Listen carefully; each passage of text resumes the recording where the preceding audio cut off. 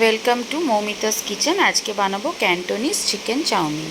এর জন্য আমাদের লাগবে ক্যাবেজ, চপড ক্যাবেজ একটু বড় বড় করে কাটা, carrot, capsicum, onion, chopped ginger garlic paste, boiled chow আর চিকেন স্ট্রাইপ করে কাটা। একটা চাইনিজ ওক নিয়েছি। তোমাদের কাছে যদি চাইনিজ ওক না থাকে তোমরা এমনি নর্মাল কড়াও নিতে পারো, বা যাতে ইচ্ছা তোমরা বানাতে পারো। এবার হোয়াইট অয়েল দিয়েছি, এর মধ্যে তোমরা বাটার অ্যাড করতে পারো টেস্টের জন্য। আমি বাটার দিইনি।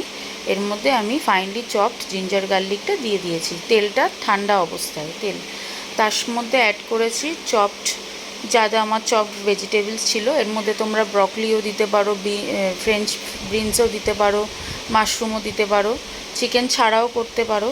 আমি চিকেন দিয়ে করেছি।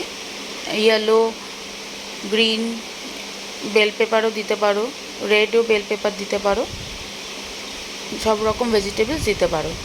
দিয়ে হালকা ফ্রাই হবে। এর মধ্যে সল্ট অ্যাড করবে, দেখবে জলটা বেরোচ্ছে, আর একটু টস করে নেবে। বেশি এটা টস হবে না, লাল লাল হবে না।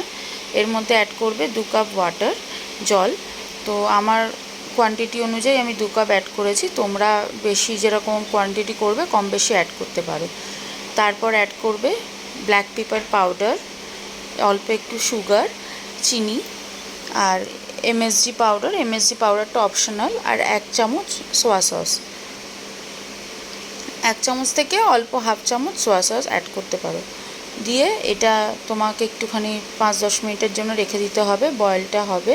বয়েলটা হয়ে যখন হালকা সেদ্ধ হয়ে যাবে, মানে ক্রাঞ্চি ব্যাপারটা কিন্তু ভেজিটেবলসের থাকবে, গলে যাবে না, ক্রাঞ্চিনেসটা যেন থাকে, সেরম অবস্থায় সেইটুকুনি বয়েল করে ওর মধ্যে অ্যাড করতে হবে তোমাকে কর্নফ্লাওয়ারটা অ্যাড করবে। গুলে দেখবে একটা স্যুপের টাইপের একটা কনসিস্টেন্সি আসবে। তো ওইটা এবার অ্যাড করার পর তোমার গ্রেভি রেডি। এবার তুমি বয়েলড চাউমিনটা নেবে, বয়েল যে চাউমিনটা করবে সেটা নুন ছাড়া বয়েল করে একটা প্লেটের মধ্যে আগে চাউ দেবে, তার ওপর দিয়ে তুমি গ্রেভি আর যে গ্রেভিটা বানিয়েছো আর কি সেটা দিয়ে দেবে। সার্ভটা আমি যেরকম দেখিয়েছি এরমভাবেই করতে হবে, এরমভাবেই খেতে হবে। দরকার পড়লে ওপর দিয়ে ব্ল্যাক পেপার পাউডার দিতে পারো। আমার কেমন লাগলো জানিও, আর আমাকে ফলো করো, আর অবশ্যই আমাকে জানিও কেমন লেগেছে।